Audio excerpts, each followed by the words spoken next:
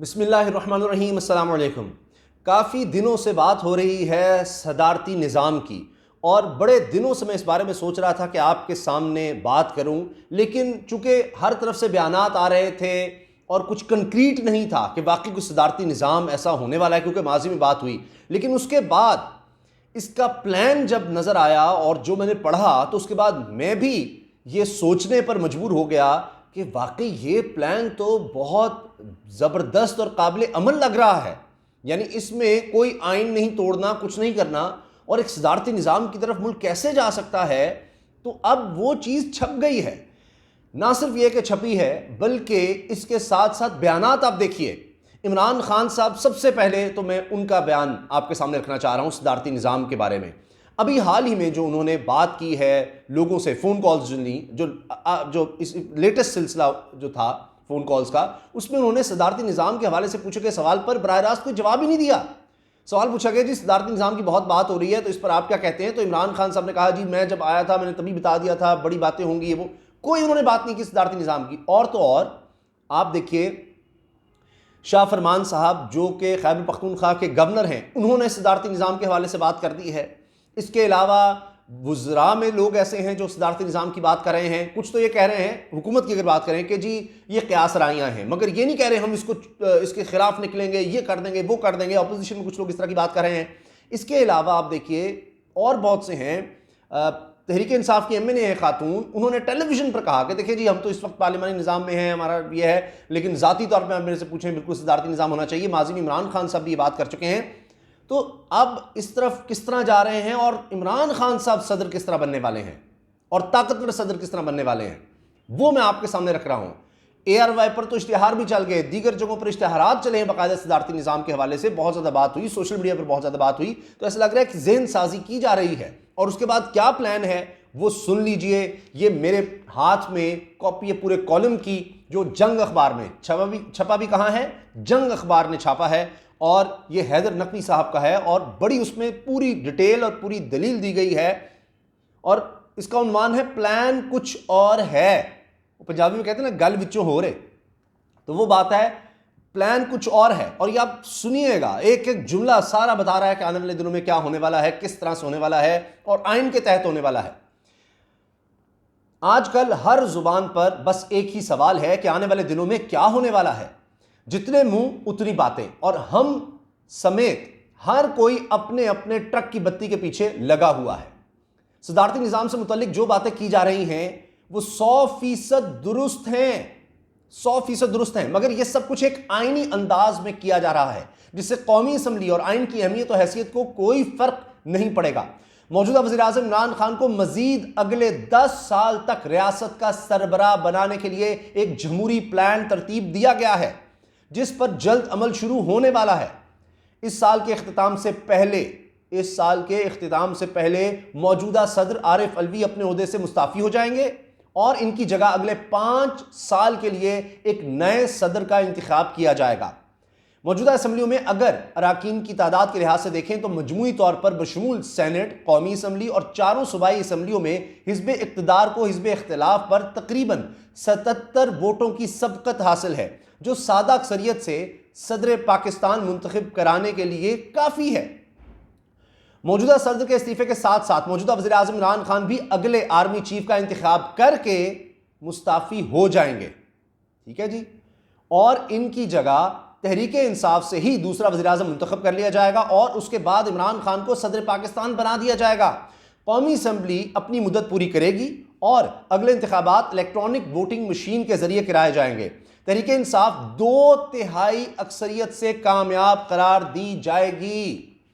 कौमी असम्बली में 2/3 अक्सरियत मिलने के बाद तहरीक इंसाफ की हुकूमत ऐसी कानून साजी करेगी जिससे रियासत के निज़ाम को चलाने के ज़्यादातर इख्तियारात सदर मुमलकत को मुंतकिल हो जाएंगे, जैसा कि परवेज़ मुशर्रफ के दौरे हुकूमत में हुआ था। और इसके साथ आगे लिखते हैं जी कि कौमी असम्बली मौजूद होने के बावजूद ऐवान सदर ताकत का मरकज़ रहा, और कौमी असम्बली महज एक रबर स्टैंप बनकर रह गई थी। बहैसियत सदर पाकिस्तान मुख्तलिफ आईनी तरामीम के बाद इमरान खान को बड़े फैसले करने का इख्तियार हासिल हो जाएगा, और दूसरी तरफ आइन और कौमी असम्बली भी मौजूद रहेगी।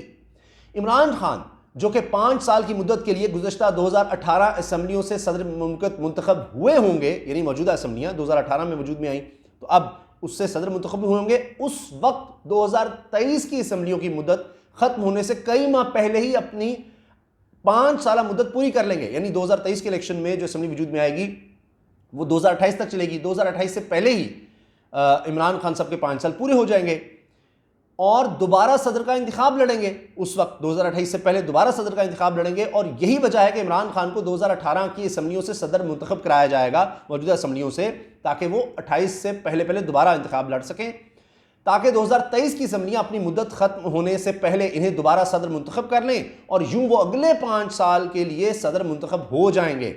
इस तरह इमरान खान अपने 10 साल पूरे करेंगे और आईनी तरामीम के बाद एक इंतहाई ताकतवर सदर होंगे, जिन्हें 2028 की असम्बली के लिए हटाना या दबाना नामुमकिन होगा। यानी 2028 के जब इलेक्शन होंगे तो इमरान खान साहब तब इतने ताकतवर होंगे 2028 में, यानी 2033 तक जो असम्बली चलेगी, जो एमएनए चलेंगे, उनके इमरान खान को हटाना नामुमकिन होगा। तो 2033 की बात हो रही है, 2028 के बाद 2033 की, सॉरी, तो 33 तक इमरान खान साहब इस तरह से चलते चले जाएंगे।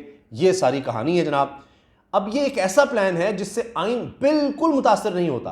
बात बिल्कुल ठीक है, वैसे ये बात तो है, प्लान तो ये अगर ऐसा है तो बिल्कुल सही है।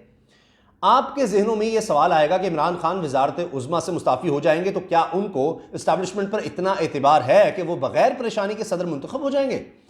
मेरा इस्तदलाल ये है कि जो इमरान खान को हटाना चाहें तो इन्हें किसी भी वक्त हटाया जा सकता है, हटा सकते हैं, और इमरान खान को भी ये अच्छी तरह पता है। इसलिए इस प्लान पर अमल करने में इन्हें कोई खौफ नहीं होगा। रह गई बात अपोजिशन की, तो अपोजिशन ज़्यादा से ज़्यादा यह एहतजाज कर सकती है कि अगले इंतखाबात वोटिंग मशीन के बजाय पुराने तरीक़ाकार पर ही हों, जिससे मुमकिन है कि तहरीक इंसाफ के प्लान को धचका लगे। बसूरत दीगर दूसरा कोई ऐसा रास्ता नहीं नजर आता जिससे तहरीक इंसाफ अपने आप को गैर महफूज समझे। अब अगर हम तस्वीर का दूसरा रुख देखें तो बज़ाहिर ये बातें एक तिलिस्माती कहानी नजर आएंगी, मगर क्या इस सवाल का कोई जवाब है कि अपोजिशन जमातें किस तरह इमरान खान को इस प्लान पर अमल करने से रोक सकती हैं जब सब कुछ आइन के दायरे में किया जाए? यूसुफ रज़ा गिलानी और नवाज शरीफ की बरतरफी के बावजूद दोनों असम्बलियों ने अपनी मुद्दत पूरी की। हालांकि इमरान खान ने बतौर सरबराह अपोजिशन जमात नवाज शरीफ के खिलाफ जो तहरीक चलाई, मौजूदा अपोजिशन की तहरीक इस कदर ताकतवर नहीं। इसके बावजूद ना कौमी असम्बली खत्म हुई, ना नून लीग की हुकूमत। महंगाई का बयानिया इंतहाई ताकतवर है, मगर अपोजिशन के पास भी कौम के लिए कोई कॉन्क्रीट प्लान नहीं कि महंगाई को कैसे काबू किया जाएगा। जो लोग इस्टेब्लिशमेंट पर तकिया किए बैठे हैं उनको मायूसी होगी, क्योंकि इस्टेब्लिशमेंट को इमरान खान अपोजिशन लीडर से ज़्यादा बतौर सरबराह हुकूमत सूट करते हैं, और उसकी वजह यह है कि इमरान खान के ऊपर करप्शन का फिलहाल कोई केस नहीं जिसमें इन्हें बराह रास्त मुलव्वस किया जा सके। इसलिए उनका यह पहलू इन्हें बहुत ताकतवर कर देता है। यह भी बताता चलूं, अगले दौर में इमरान खान के साथ जो टीम काम करेगी उसमें मौजूदा टीम के शायद 10% लोग भी शामिल ना हों, और उस नई टीम का भी इंतखाब हो चुका है। नाम सुन लीजिए जी।